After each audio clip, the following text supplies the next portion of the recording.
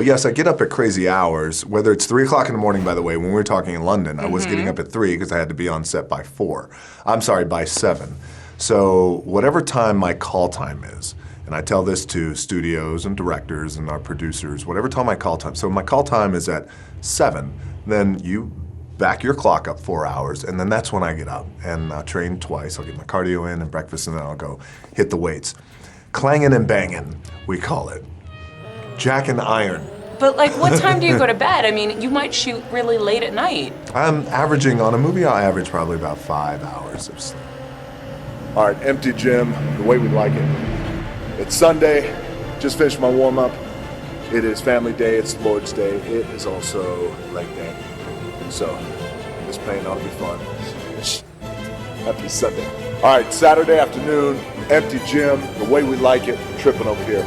It's leg day, which means it's gonna be sweaty, painful, and fun. Focus!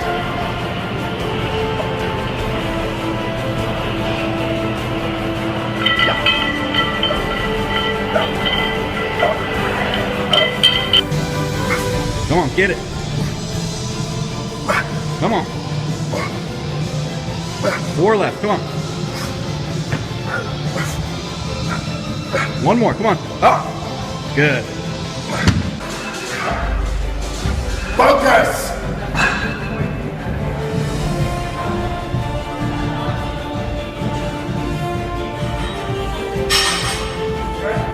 All right, workout number 2.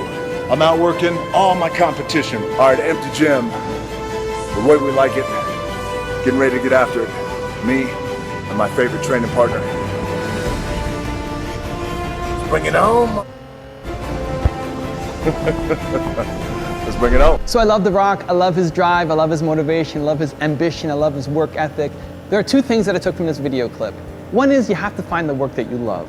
If you look at The Rock, you watch the video, he's working out Saturday, he's working out Sunday, he loves it when the gym is empty, he's outworking his competition. And that's incredibly motivational to watch, and you see him lifting the weights and it gets you pumped up. But you should be doing the same thing in your business. Like, it doesn't mean you have to go and work out on a Saturday morning, but you should have that same level of care, attention to detail, love, passion that he has for working out in your business, right? And so if I look at what I do, I look at my YouTube channel every day. I look at the comments, I look at the stats, I look at the videos, I look at the reactions that are coming in. I look at TDS stuff every day. I look at what Lily's working on. I look at my website. Like, I love the stuff that I'm doing, where if it's a Saturday morning and I'm waking up, and yes, I'm spending time with Hayden, and yes, I'm spending time with Nina, and yes, we're doing family activities and barbecues and that kind of stuff, and I'm not spending as much time on a weekend as I am during the week on my business and the grind and everything that I'm doing there, but it doesn't feel like work. Like, I wanna know what you guys are saying. I wanna know what the comments are coming in. I'm looking forward to the life-changing comment every morning that comes in. I wanna know how well this new video series that we put up is doing. I wanna know how well TDS is doing. I wanna know how well that class we posted is doing. Did that marketing technique work versus that technique, or that slogan versus that slogan? Like, how is everything working? I wanna know. It fuels me, it gets me excited. It's not work. It's not waking up on Saturday and like, I gotta check my stupid YouTube comments, these people, right? Like, it's not like that. I love it. And so it's finding that thing that you love doing, and this is a consistent message across everybody pretty much that we've profiled. You have to love the work so that waking up on a Saturday to go and do this thing, whatever it is, acting, working out, doing SEO, making videos, whatever it is, you look forward to it. You want to do it. You're happy that you're there. You're not complaining that you should be at this barbecue, or you should be sleeping in, or you should be going to watch that baseball game, or whatever it is, because you enjoy the work of what you're doing. And so having that level of commitment and passion to the craft that you are focused on, I think is really, really important to have success in any field.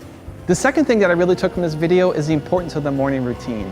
And what I found really interesting was how he would, if he's on shoot and he knows he needs X number of hours, he would wake up those number of hours early to then make sure he does his morning routine, and being fanatical about keeping that morning routine. And I'm a big believer in having a morning routine. I think it really sets you up for success. If you find the thing that makes you feel bold and confident and alive and excited and put that into your morning routine, then you're much more likely to have an amazing day instead of randomly hoping you get inspired throughout the day. Most people fall out of the bed and just do a couple things and then they're off to work, kind of going through the motions as opposed to having designed the morning routine to really support you. For me, I find myself, if I get distracted, I fall off of the morning routine. I fall off my schedule. And so the key for me traditionally has been to eliminate distractions. That's why I don't use a cell phone. It's why I have a rigid schedule. It's why I don't have a number that you can call me on. It's why, I have certain days for different things. But if I'm traveling or if something else is kind of falling off, I'm committed somewhere that's a little strange for me, it's not part of my usual routine, then I don't do my morning routine or I'm not as consistent with it. And so that's an area that I could be better at. I think even today, I watched the Rock video yesterday, and so today I did. Today is filming day for me. So I'm coming in, we have to be here at 8:30, we start filming, and we're gonna make 60, 70 videos today. And if I woke up when I normally woke up, then I wouldn't have time to do my morning routine. So I woke up earlier today. Woke up a little bit earlier. I went through everything that I normally do in my morning routine, and I feel great. I'm here ready to record for you. This is a weird day for me because this happens once a month. It throws off my schedule. And so I think that strategy of trying to eliminate distractions, eliminate schedule changes can really help. It really adds a lot of value to me. And on 90% of the days, it works because I don't have distractions. I've eliminated them from them. My team knows not to distract me unless it's really important. Cut out all of the things that were taking attention away from me being able to focus what I'm doing. But for those 10% of the days, it's an interesting strategy. When something unexpected happens, or when I'm traveling, or when I have to wake up to come to do this, or something like that, the idea of waking up earlier and making that morning routine an absolute must 100% of the time is something that I'm going to take away and maybe apply to my life. We'll see how it works out. The choice you have as an underdog is, if you're going to choose to fight and choose to fight to win, there are a series of strategies available to you, but they are all more costly than the strategies available to the favorite. So I give the example of a chapter about a software mogul in Silicon Valley, an Indian guy who coaches his 12-year-old daughter's basketball team. And they are without talent. They are, by his own admission, this was like, they barely knew how to play the game. He takes them all the way to the national championships. He does it he instructs them, they're going to play the full court press every minute of every game and defend every inch of the court, right?